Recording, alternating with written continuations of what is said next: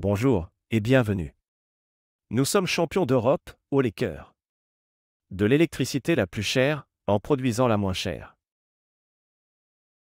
La France a l'un des parcs nucléaires les plus puissants au monde. Pourtant, les Français paient aujourd'hui leur électricité plus chère que les Espagnols, les Italiens et même les Allemands. Pourquoi? Parce que ce système est conçu pour profiter au marché, pas à vous. Et même les anciens patrons d'EDF le dénoncent. Un seul responsable, Macron, et il assume. Comme toujours, pour calmer les éventuels détracteurs, voici les sources.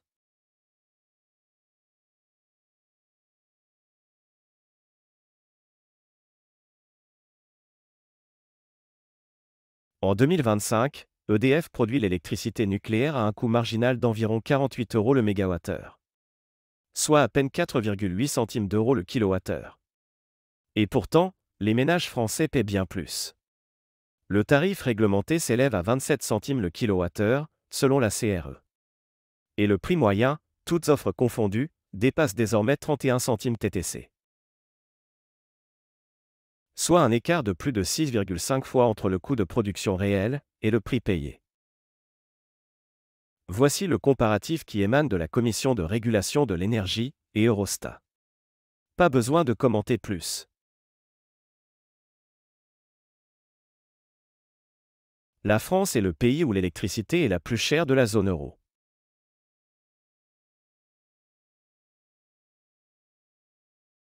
En Europe, l'électricité n'est pas vendue à son coût réel de production. Elle est vendue au prix du dernier mégawattheure produit, le plus souvent à base de gaz. Même si 95% de l'électricité française provient du nucléaire ou du renouvelable. Son prix reste indexé sur celui du gaz ou même du charbon. Un système totalement déconnecté de la réalité française. Jean-Bernard Lévy, ex-PDG d'EDF dénonce. On nous a demandé de ralentir le nucléaire. EDF vend une électricité qu'il produit à 50 € le mégawattheure, à des concurrents qui la revendent 300 €. Henri Proglio, ex-PDG d'EDF également rajoute, c'est une spoliation organisée. On oblige EDF à perdre de l'argent pour enrichir ses concurrents. Pour rappel, EDF, c'est nos impôts, cela nous appartient.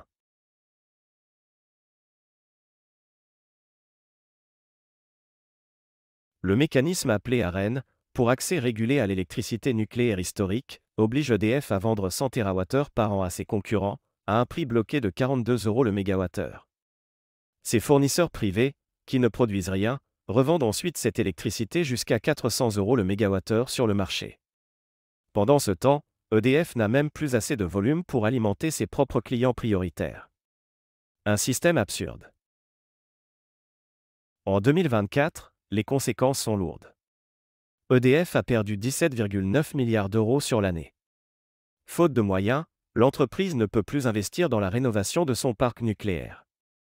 Et pire encore, les consommateurs français subventionnent, sans le savoir, les profits de fournisseurs privés.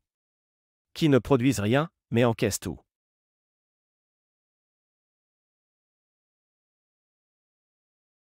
Certains pays ont choisi de résister au marché européen de l'électricité.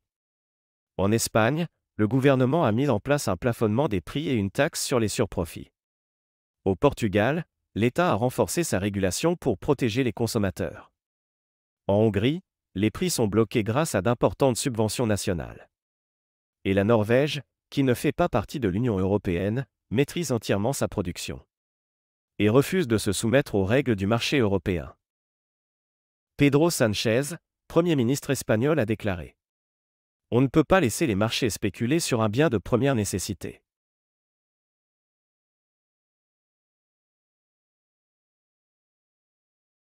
Depuis la loi NOM en 2010, le discours officiel promettait une baisse des prix. Résultat, plus 54% en 5 ans, selon l'INSEE et la CRE. EDF est saigné à blanc pour nourrir des fournisseurs qui n'investissent ni dans les réseaux, ni dans les centrales. Les prix explosent, le monopole public est démantelé au nom de l'idéologie européiste.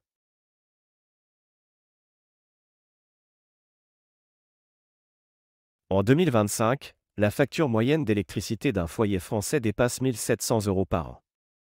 La précarité énergétique s'aggrave, les coupures ou impayés ont augmenté de 17%, selon la Fondation Abbé Pierre. Et dans le même temps, des industries entières ferment. Notamment dans la sidérurgie, le papier ou la chimie. Étranglés par des coûts d'énergie devenus intenables. Xavier Pieszczak, de RTE, déclare: ce marché européen ne fonctionne pas pour un pays nucléarisé comme la France.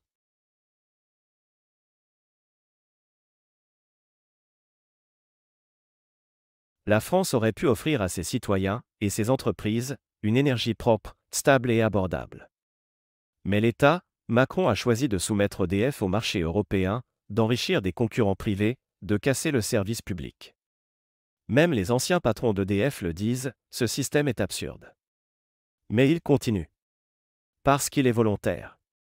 Parce qu'il sert des intérêts qui ne sont pas les nôtres. Merci pour votre écoute. Partagez cette vidéo si vous en avez assez de payer pour enrichir les autres. Abonnez-vous à l'économie sans filtre pour des analyses que personne ne vous montre ailleurs. À très bientôt, tant qu'on peut encore informer.